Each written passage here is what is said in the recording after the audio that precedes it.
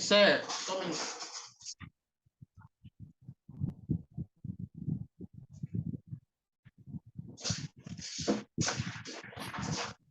Então, Felipe, Oi. eu estava dizendo que eu vim Aí. parar em Goiás e você, né, que pensou que estivesse tão distante de mim, descobre que nós somos vizinhos, todos dois, todos nós somos do Pois interior é, de ué, para Goiás. mim é exatamente, né? Porque no seu, nos seus vídeos, inclusive, tem alguns ali que falam que você mora de fora, né? Você não É, queria voltar para o Brasil, alguma coisa assim. Você é, falou que pensou em não voltar. eu morei a maior parte da minha vida adulta, né, no exterior, né, mas agora, já há quase 3 anos, 2 anos e meio, eu vim para o Brasil. É a segunda vez que eu volto, né? Essa vez eu volto para ficar mesmo. Então, Felipe, Ah, que bom. eu gostaria de saber quais são as suas dúvidas mais persistentes, né?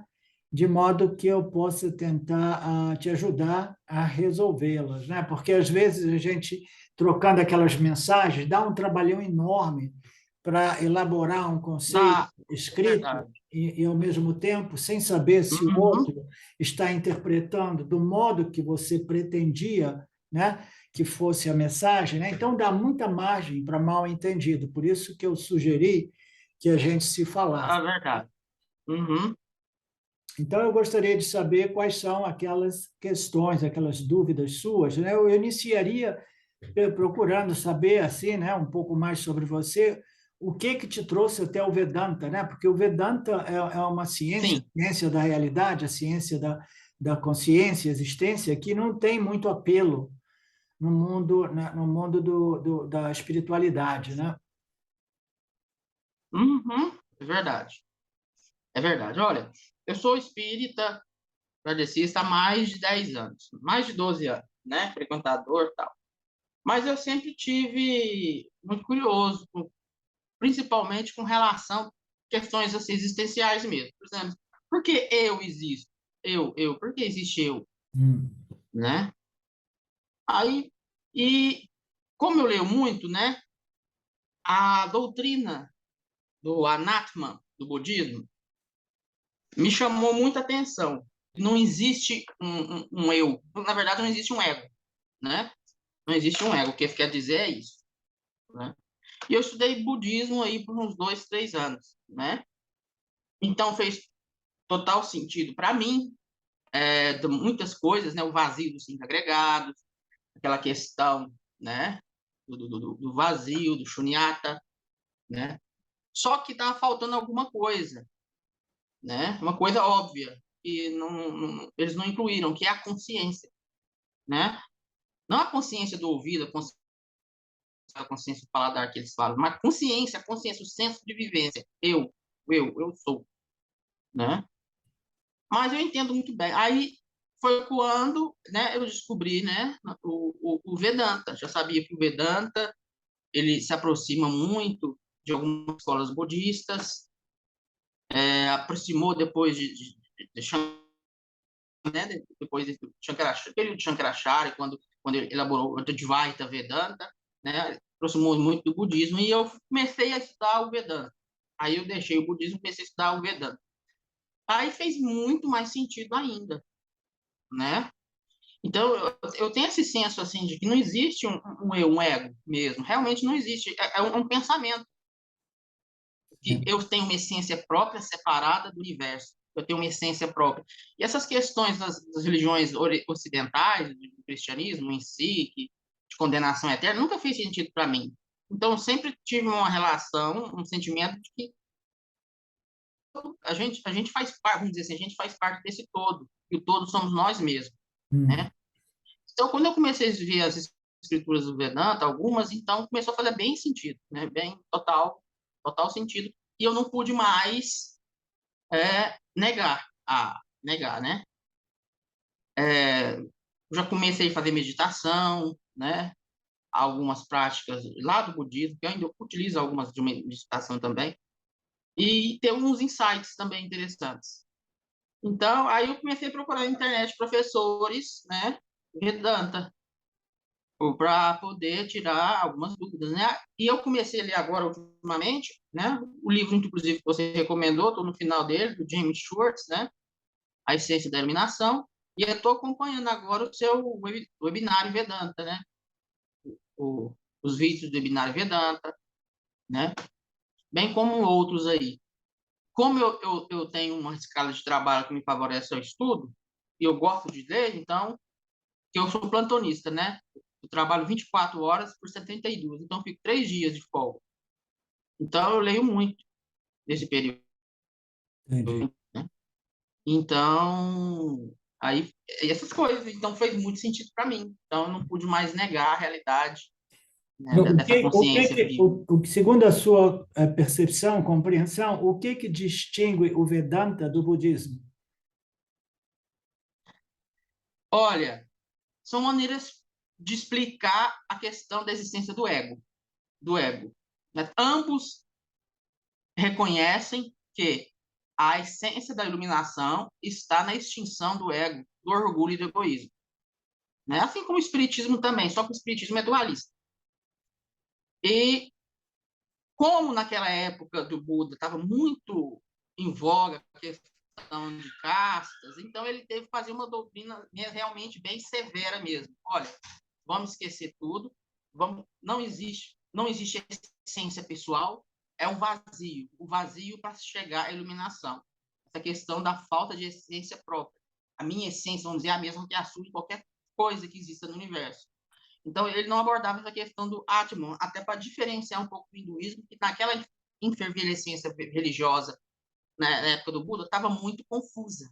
Então, eu vi que tinha muitas teorias confusas naquele tempo. Então, Buda fez uma doutrina naquele contexto, naquele tempo, para aquele tipo de pessoa, né? Mas o Vedanta ele veio para restaurar, no meu entendimento, né? Restaurar as escrituras védicas, as escrituras hindus, num contexto onde as pessoas estavam mais preparadas para assimilar esse tipo de conhecimento, né? Foi o tempo de Shankara, e nesse período os O budistas e Shankara, o Vedanta. Shankara, o Shankara, ele simplesmente ele reacendeu, né, reignou, né, os Upanishads, porque os Upanishads eles existem já muito antes do budismo, entendeu?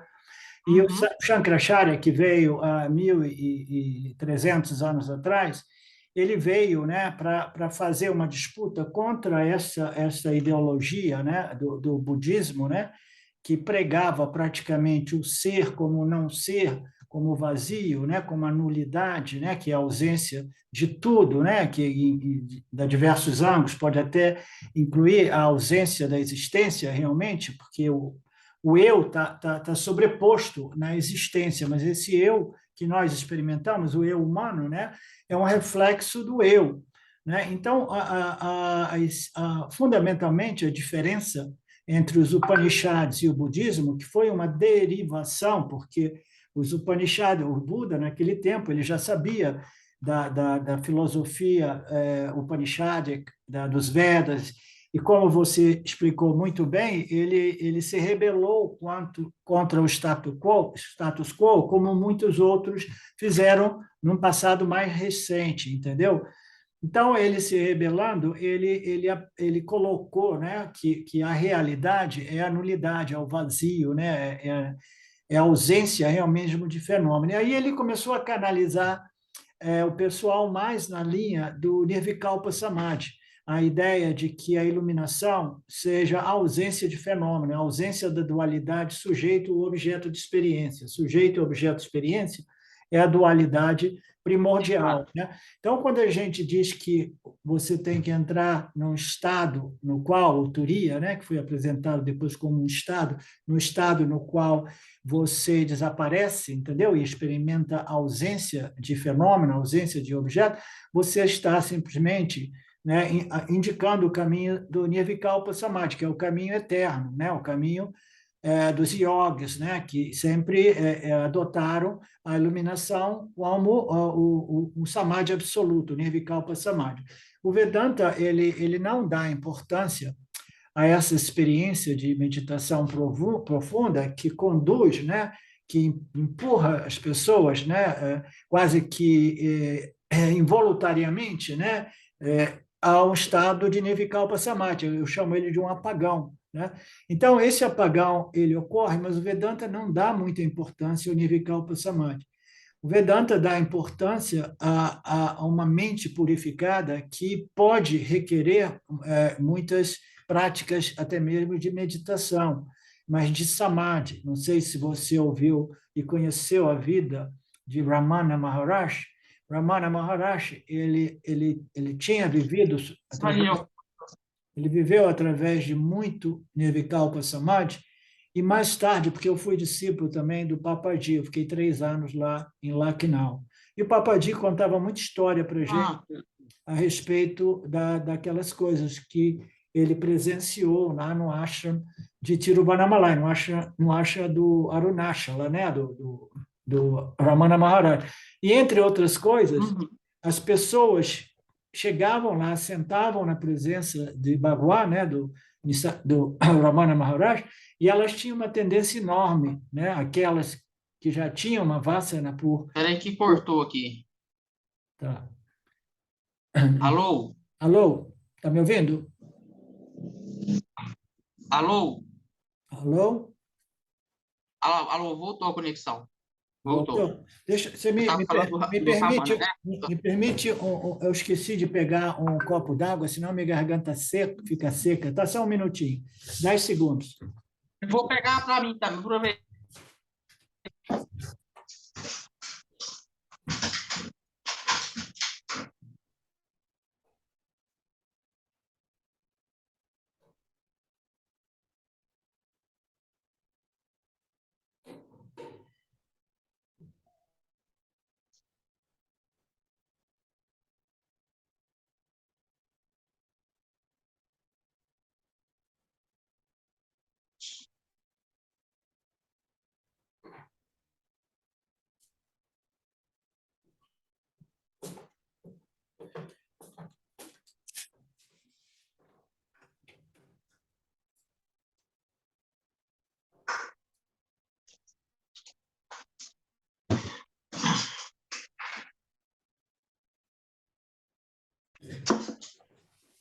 Então, eu estava...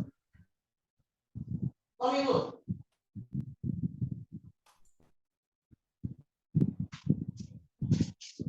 Oi.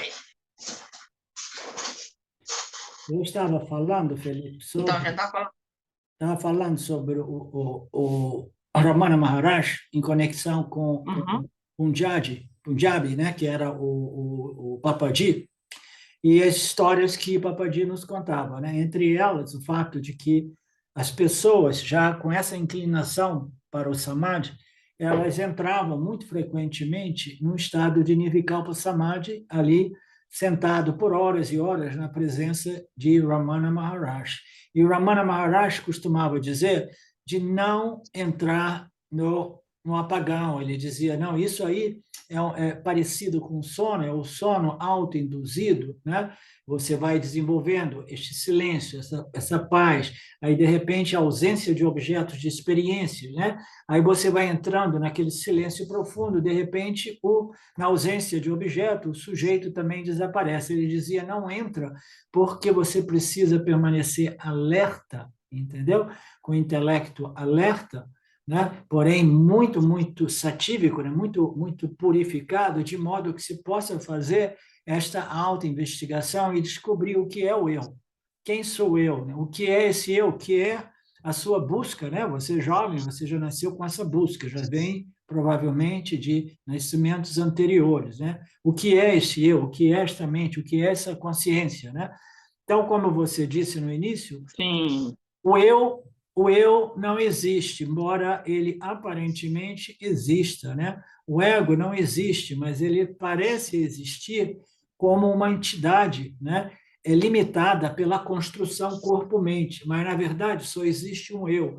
Então o Vedanta não diz que o ego ele não existe, ele diz que é um impostor, é o falso eu, mas ele não diz que a realidade é o não eu, mas é o eu real, entendeu? A realidade, né, é o eu real, e o eu real não é diferente do eu aparente.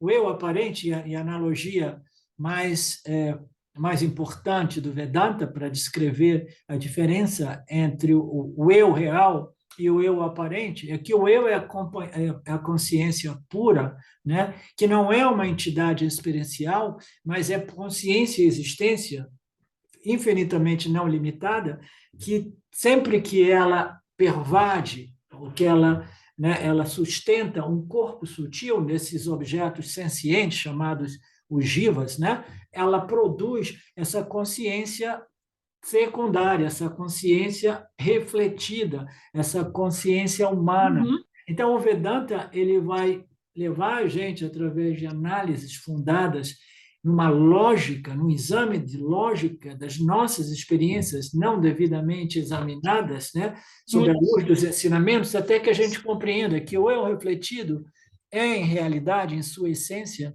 o eu original. E o autoconhecimento, a iluminação, nada mais é do que um shift, uma transferência de identificação, né, ou de identidade construída do eu secundário, do eu refletido, que é o ego, para o eu original, que é a pura consciência. Uhum. Mas essa pura consciência não é um objeto de conhecimento e nem é uma entidade experiencial. Então, o benefício do autoconhecimento é para a consciência humana, é para a consciência refletida, que antes pensava que o eu, o ego, o eu é o ego quando ele é identificado com o complexo corpo-mente, quando ele se acha realmente o corpo e a mente. Mas o eu, Possuidor de habilidade. o mesmo eu que brilha no intelecto humano, quando ele se identifica com a sua real natureza, com uma consciência pura, ilimitada, entendeu?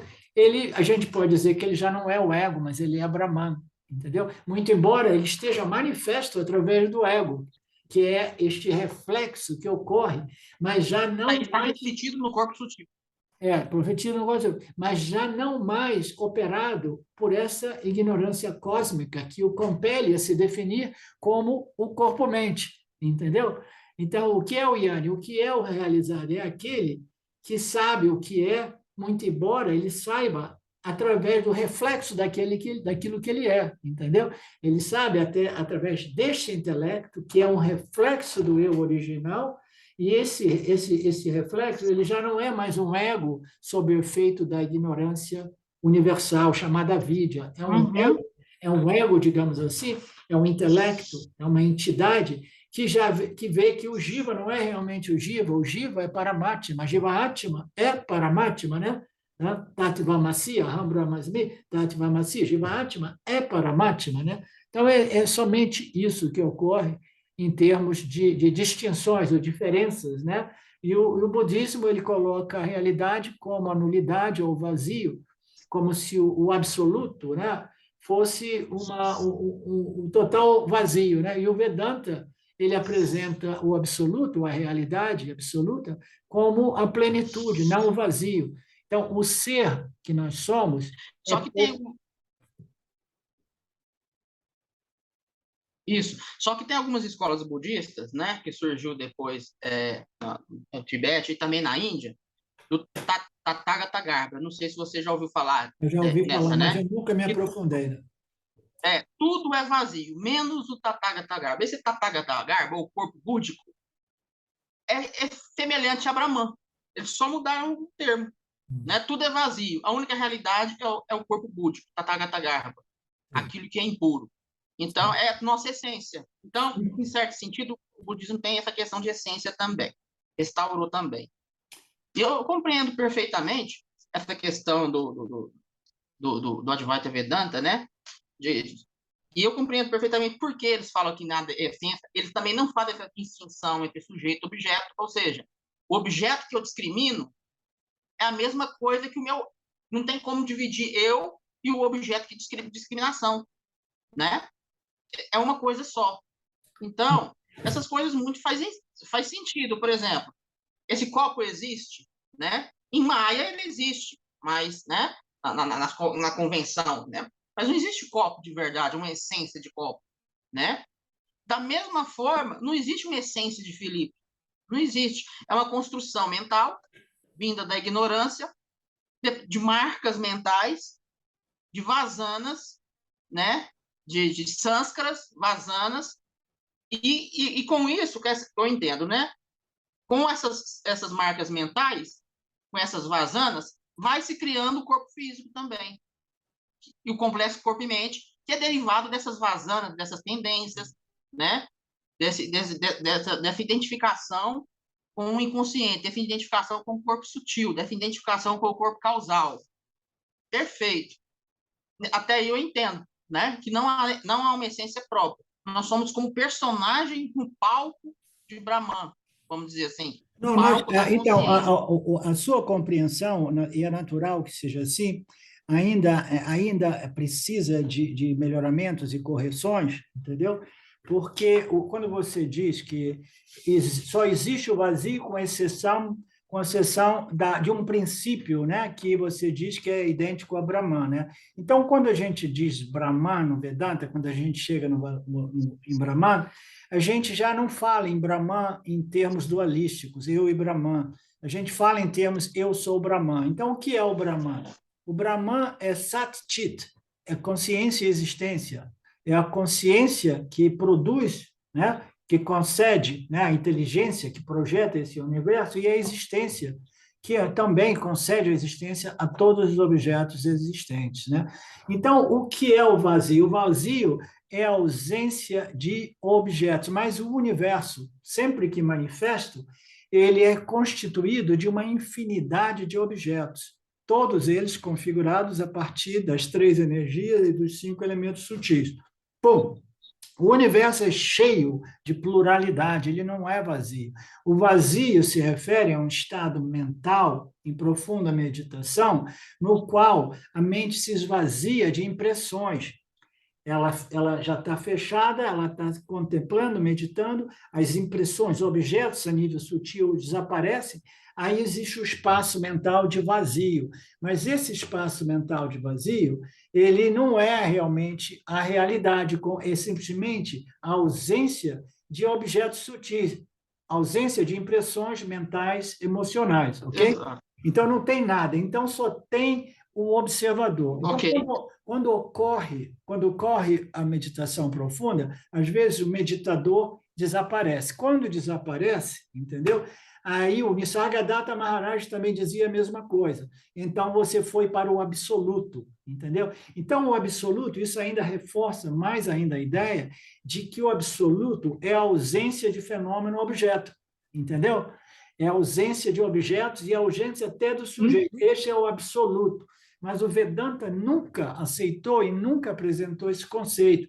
Ele diz que a realidade é a plenitude da consciência e existência na presença de fenômenos-objetos e na ausência de fenômenos-objetos. Na ausência de fenômenos-objetos, a consciência permanece cheia, pura, inteira e completa, testemunhando o quê? A si, se a gente quiser dizer, a si próprio, testemunhando o quê? A ausência de objeto. Então, a experiência de Nirvikalpa Samadhi é semelhante, porque, em retrospectiva, o yogi, né, o Samadhi Yogi, quando ele volta, ele sabe que ele entrou numa experiência de vazio, de estado, de ausência de objetos testemunhados, ele desapareceu como uma testemunha tangível, consciente, ele se tornou uma testemunha subconsciente num mundo no qual não existiam objetos tangentes. Quando ele sai daquele estado, em retrospectiva, ele sabe que ele estava lá testemunhando aquele estado muito, muito particular de ausência de dualidade. Não é muito diferente do estado de sono profundo, mas existe um princípio que testemunha a ausência do agente experienciador e a ausência de fenômeno-objeto. Então, este princípio é a consciência, entendeu? Que não é uma entidade experienciadora e que não é um objeto que nós possamos conhecer, né? Então, essas distinções, né, que Brahman, quando nós falamos o Brahman ou a consciência, a gente fala, sim, Brahman, mas Brahman não é, a gente não quer permanecer. No início, quando a gente chega no Vedanta, a gente ouve falar de Brahman e que Brahman é realmente a fonte de tudo, né, a origem de tudo, etc., e a gente quer conhecer esse Brahman. Mas, na medida que a gente avança nesta investigação, a gente é convidado a simplesmente mudar essa atitude e não desenvolver um relacionamento dualista objetivo. Eu e Brahman é meu objeto de desejo, é o meu objeto de desejo, meu objeto de conhecimento. Não, eu preciso transferir esta perspectiva dualista, entendeu? E simplesmente na compreensão de que Brahman é a minha própria natureza, Brahman é a essência minha, a essência do Felipe, a essência dos cachorros, dos gatos, do universo inteiro, é a essência de todos nós, é Brahman. E o Vedanta tem um corpo de conhecimento muito extensivo, né, completo, sofisticado, para provar, através da lógica, essas declarações finais. Os Upanishads são os Mahavakyas finais dos Vedas, são as declarações finais que chegam no final dos Vedas, que dizem simplesmente: Felipe, você está procurando o Brahman? Você é Brahman. Agora, você tem que compreender o que é em você que é Brahman e o que é em você que é simplesmente matéria barra energia, entendeu? Como matéria e energia, você é um fenômeno aparente, que aparece e desaparece, se modificando de momento a momento, entendeu? Mas, na sua essência, você é consciência e existência. Então, você é Brahman, é a equação final, e o indivíduo ele precisa de trabalhar nessas declarações finais dos Upanishads, com a ajuda de um professor competente, até que ele compreenda o que significa Aham Brahmasmi, eu sou aquele Brahman, entendeu? Eu sou aquela consciência, eu sou aquilo, né? Na linguagem do Nisargadatta Maharaj. Uma coisa que você fala, né? Só para me relembrar aqui, que a gente tem que aprender a separar os objetos que aparecem na consciência da consciência. Tudo que aparece na consciência é objeto. Sim. Correto? É isso mesmo? Sim, absoluto, total. Né? Tudo que aparece na minha consciência, tudo que é passível de ser analisado é objeto. Por exemplo, o Felipe, a minha imagem que eu tenho de mim mesmo, desde criança, é um objeto. Sim. As minhas tendências é um objeto. Tudo que aparece para mim é objeto. Sim. E Brahman não pode aparecer para mim como objeto, porque eu sou Brahman. Exatamente. Então, tudo que aparece para mim como objeto é o sujeito analisando o objeto, é a consciência analisando o objeto de experiência. É isso mesmo, né? Exatamente. Eu não posso ser aquilo que eu sei, aquilo que eu testemunho, aquilo que eu experimento, entendeu? Eu sou a essência absoluta do conhecedor, porque se a gente assume que o conhecedor é a mente ou é o corpo, então a gente sabe que a mente e o corpo não pode realmente ser o sujeito absoluto, porque eu conheço a mente e o corpo. Se eu conheço a mente e o corpo, eu sou alguma coisa outra que a mente e o corpo. Então Perfeito. A gente tem que fazer essa discriminação, né? A discriminação mais sutil que existe, é discriminar a consciência do complexo corpo-mente, a consciência de todos os níveis de experiência humana, os cinco coxas, né? Os três corpos, os diferentes estados. A gente tudo aquilo que é visto por mim não pode ser o que eu sou, porque eu não posso ser o vedor, né? O vedente, e o visto, entendeu? Ou eu sou um ou o outro. Então, ou sou sujeito ou sou objeto. Isso é português, né? Então, essa é a prática final do Vedanta, é essa discriminação que é muito sutil e é o último estágio desse processo, é me separar de tudo aquilo que ocorre para esse sujeito construção corpo-mente.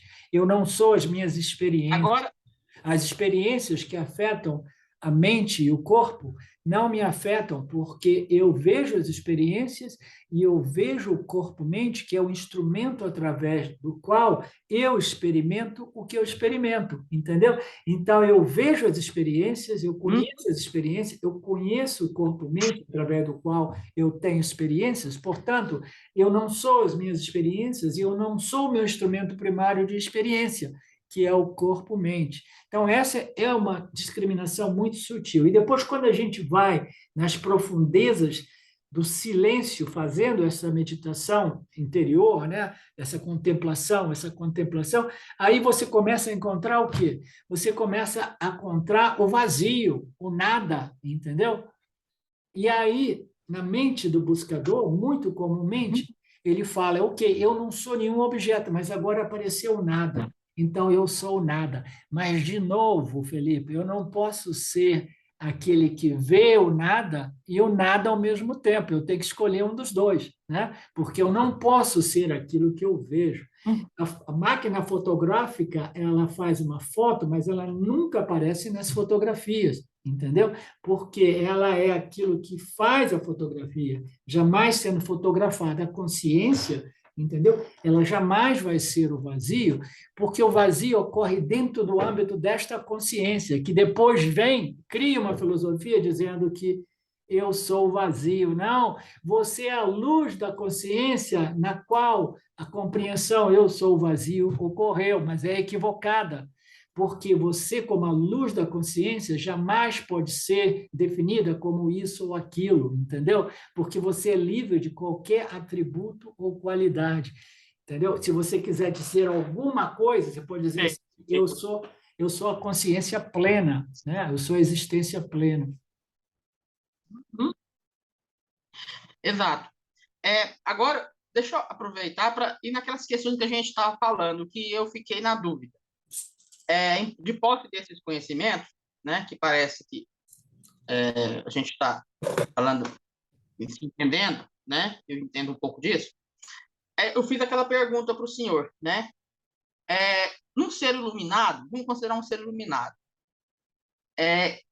quando ele age no mundo, quem está agindo? Porque no Bhagavad Gita, no capítulo 27 do capítulo 3, que fala sobre os gunas, o poder da natureza, ele fala, Senhor Krishna fala, né?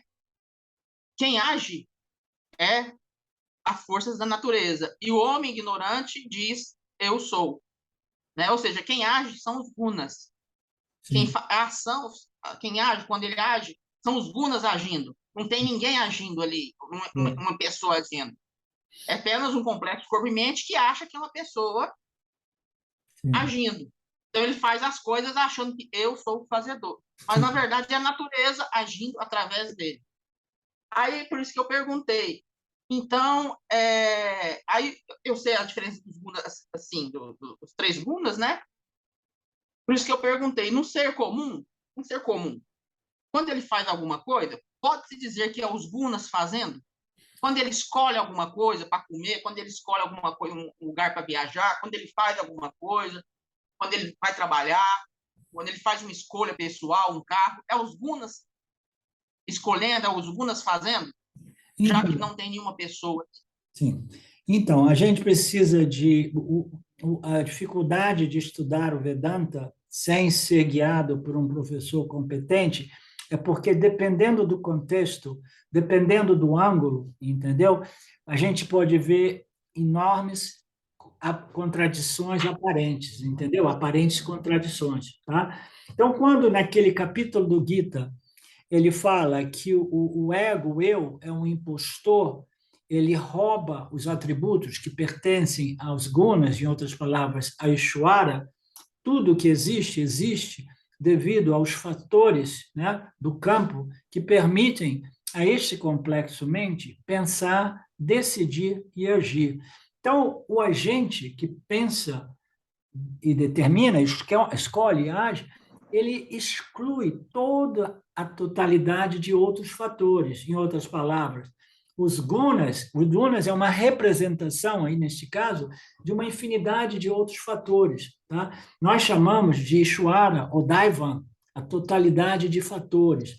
Então, quando o indivíduo humano, que é um programa, programado por suas vasanas, exatamente como um pássaro, uma galinha, uma formiga, mas ainda assim ele possui uma consciência refletida, inteligente, que permite a ele determinar, conectar os pontos, discriminar e interpretar a sua experiência. Os outros animais, eles não têm um intelecto desenvolvido assim, entendeu?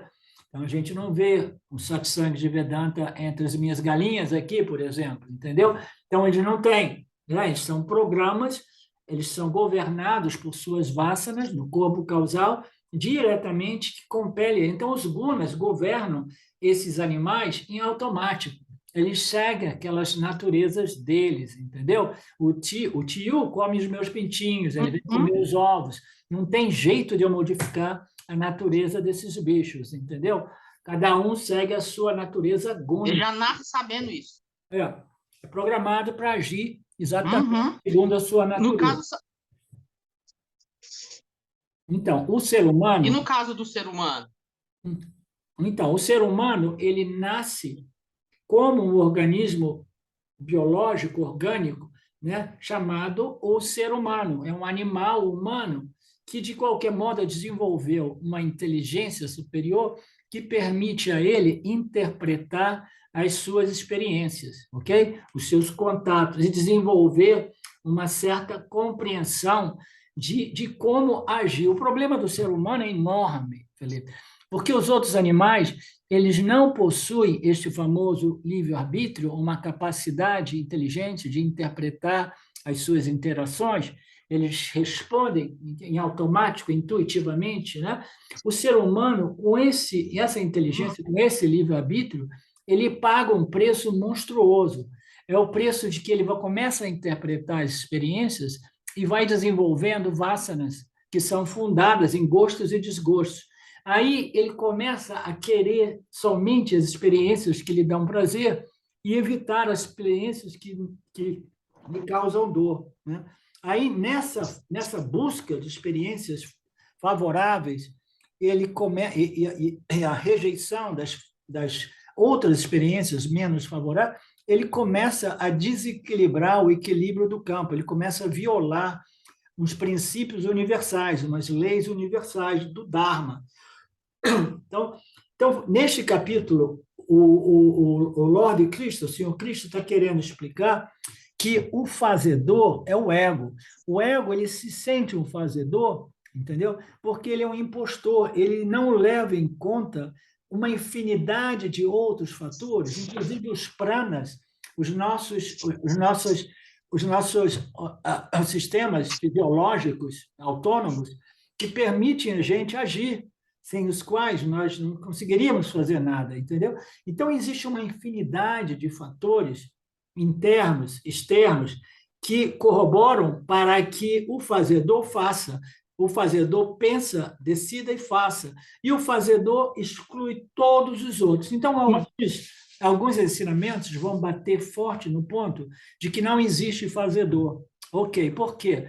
Porque o fazedor é o grande problema. O fazedor, o sentimento de fazedor é o ego, é a consciência que se vestiu, que está sob efeito de avidya e que pensa de ser este fenômeno, o construção corpo-mente. Eu sou, eu sei que eu sou, eu existo, eu sei que eu existo, e eu preciso me definir, eu falo assim, eu sou o corpo-mente, né? Então, este é o ego, e este ego, ele tem um sentimento de que eu sou o originador dos meus pensamentos, o pensador dos meus pensamentos, aquele que decide o que fazer, e eu sou o fazedor, e eu sou o experienciador dos resultados das minhas ações. É identificação total com esta unidade, este instrumentinho, entendeu? Que não está sozinho no sistema.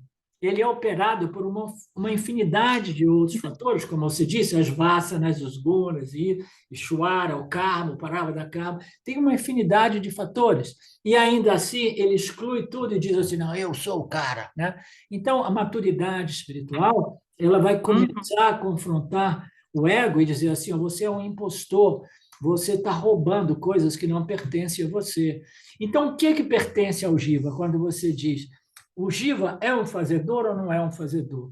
Ele faz, sim, ele foi desenhado para agir, responder com o exercício do livre-arbítrio. Este foi o desenho do Jiva Atma, ok? Eu estou aqui para responder os estímulos, utilizando o meu livre-arbítrio, a minha inteligência humana, entendeu?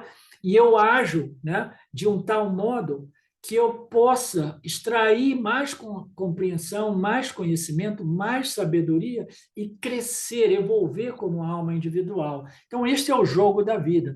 Então, ele foi sim desenhado para fazer, mas no auge da sua evolução, ele descobre que ele não é realmente o fazedor, entendeu? Que ele não é realmente o pensador. Então, o que é Perfeito. esse Jiva-Atma? Esse Jiva-Atma é simplesmente uma faísca de consciência refletida, consciência humana, com a capacidade, com o livre-arbítrio, de escolher, né? Escolher um estilo de vida, uma associação com isso ou com aquilo, com essas escrituras, aquelas escrituras, com as pessoas dos bares, as pessoas. Ele vai tomando decisões, porque a cada momento, apesar do nosso livre-arbítrio depender de uma infinidade de outros fatores, entre eles a nossa programação de vasanas, apesar disso, em cada momento a gente tem a possibilidade de escolher, não é assim, Felipe?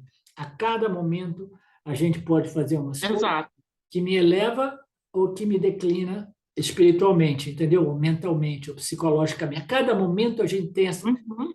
Então, o Jiva, ele escolhe e faz, mas é muito difícil escolher apropriadamente, devidamente e agir. Para isso, a gente precisa de uma educação espiritual, entendeu? Fundada nos ensinamentos originais, os ensinamentos eternos, os ensinamentos sem início dos Vedas, entendeu? Que vão nos mostrando os caminhos do Dharma. O que é o Karma Yoga? O Karma Yoga é uma ciência que permite ao indivíduo, né, eu e você, pessoas do mundo, a não ter que fugir de nossas vidas, não ter que ir para um monastério vedântico ou budista, fugir da família, Perfeito.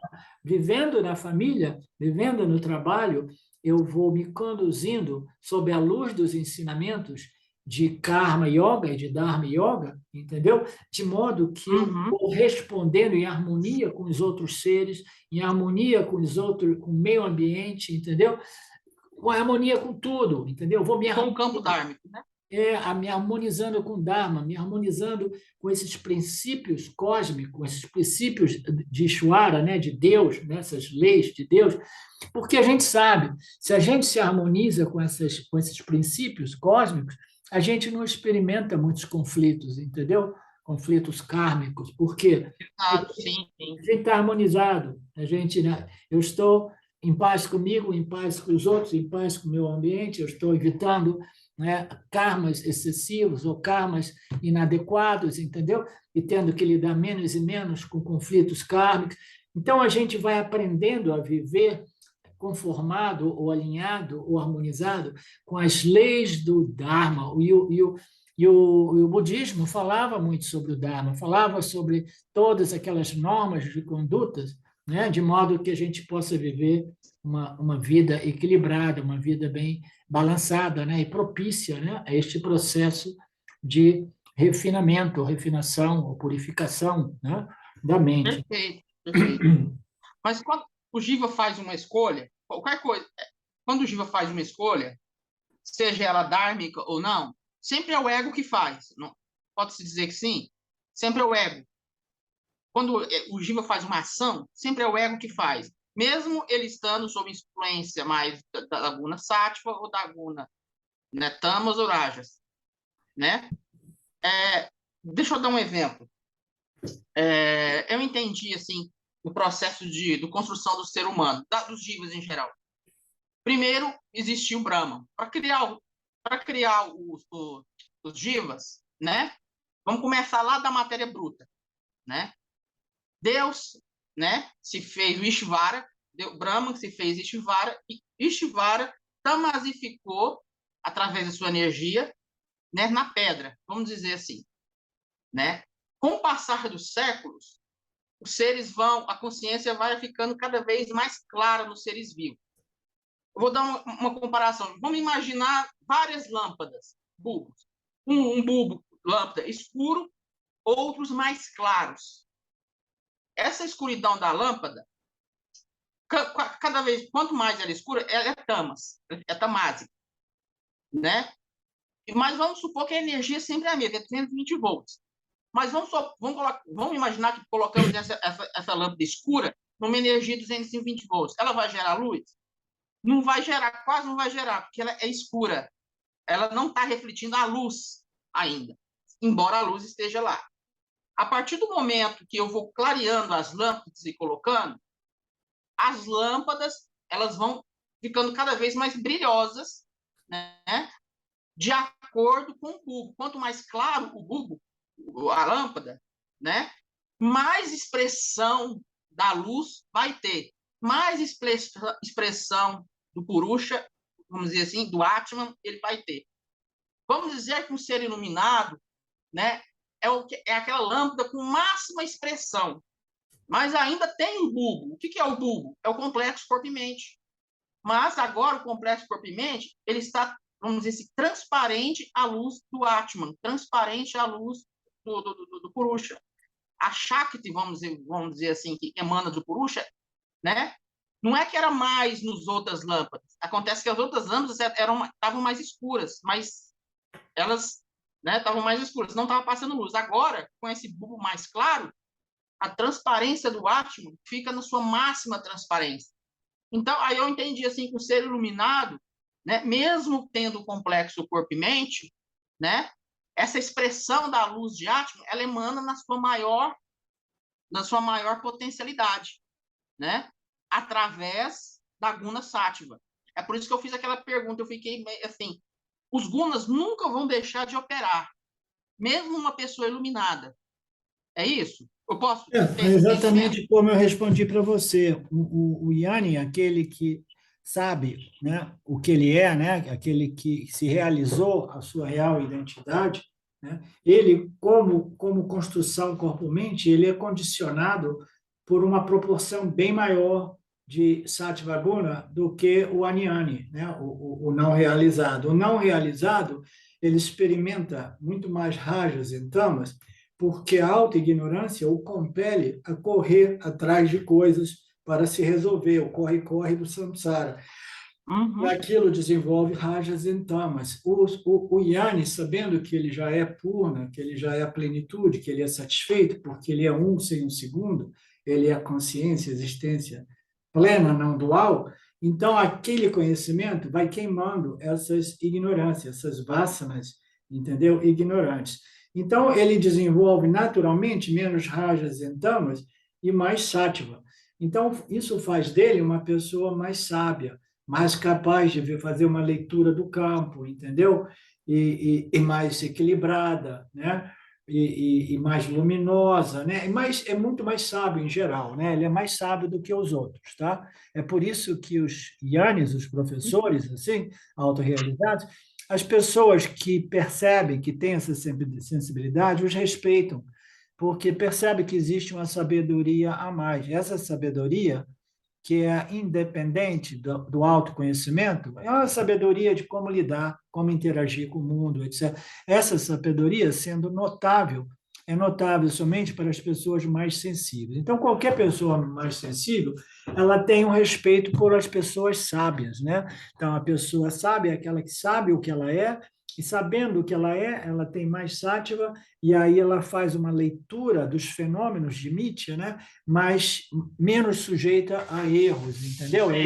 As pessoas buscam conselhos e isso e aquilo.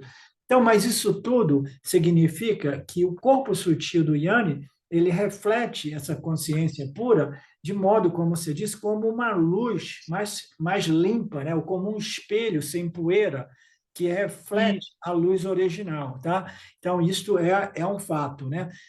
A analogia nossa é mais um espelho cheio de poeira, a poeira representa o tamas ela absorve a luz em vez de refleti-la, né? Então a pessoa fica mais apática, mais apagada, né? Mais deprimida, né? Já a pessoa extremamente rajásica é como um espelho todo rachado, todo estilhaçado, que reflete uma infinidade de imagens, de tal modo que o indivíduo fica confuso, entendeu? Porque ele está vendo o mundo através do Esquizofrênico. o estilhaço, né, da sua mente, ele fica meio assim, né? Então, são modos de descrever este fenômeno, o que é a experiência do autorrealizado. É um corpo sutil, mais purificado, significando dizer ele é constituído por mais sátiva e menos rajas e menos tamas, dependendo da construção inerente, né? A construção original de cada um de nós.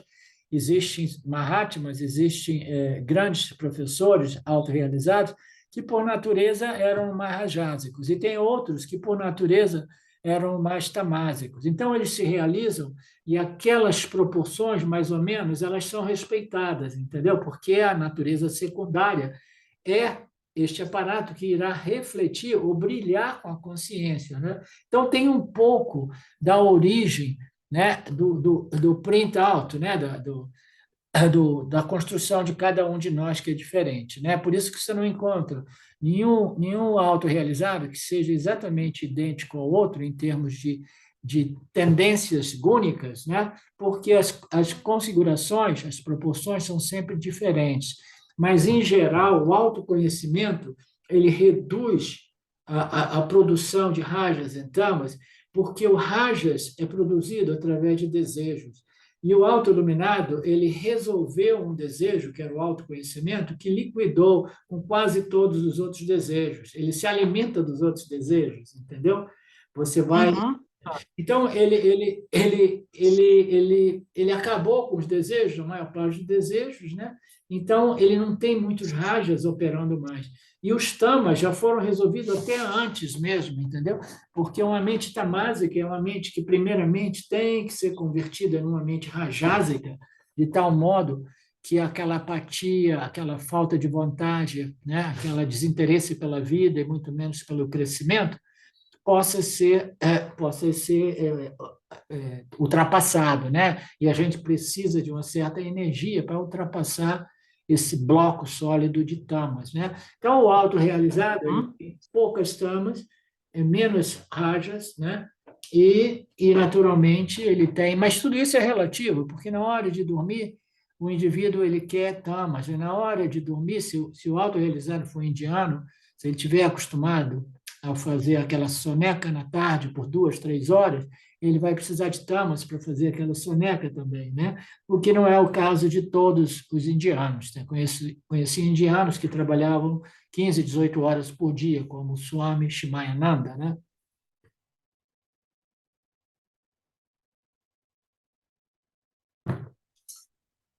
Felipe, é um prazer enorme estar falando com você, Igualmente, tá? Eu vou ter que igualmente. parar porque hoje eu dei uma aula longa e minha voz está ficando já fraca, mas eu fico Perfeito. contente de ter Eu, conhecido você e fico à sua disposição para a gente bater mais um papo no futuro próximo, tá?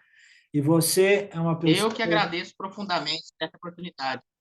você é uma pessoa já qualificada para comparecer nas nossas aulas, se você tiver tempo, naturalmente, porque você é uma pessoa de família, né? Que muito provavelmente os finais de É, semana fica mais complicado para você, e eu compreendo. Mas você fica à sim, vontade. mas eu tenho, graças a Deus. Graças a Deus eu tenho esse período, pelo menos no trabalho, é possível. Menos quando eu estou de plantão. Aí não tem como eu fazer as aulas. Mas eu já estou participando do grupo WhatsApp, né? Já está marcado uma próxima aula lá. Para mim, poder participar com vocês. Então, legal. Então, E super. agradeço imensamente a sua solicitude para poder fazer esse vídeo de coração, né? É muito importante para mim, porque, como eu disse, assim, é triste a gente querer entender, querer saber e não ter alguém próximo, professor, para poder nos Sim. instruir, visto que aqui na região eu não sabia que você estava perto assim, né? Mais perto, mas Mas muito bom. Goiás é tão grande que a gente deve ainda estar muito distante. Nos dias de hoje, a vantagem é essa: a gente vive, né, com essa tecnologia digital que nos aproxima muito também, né? Exatamente, né? Exatamente. Bom, Perfeito, Arlen. ok, Felipe, Muito namastê, obrigado. obrigado, tá? Até a próxima. Namastê, Um abraço namastê, obrigado. sincero. Ok. Tchau, querido. E ótima semana para você também. Você também. Estou viajando para Um o abraço. Nordeste. Tchau. Tchau.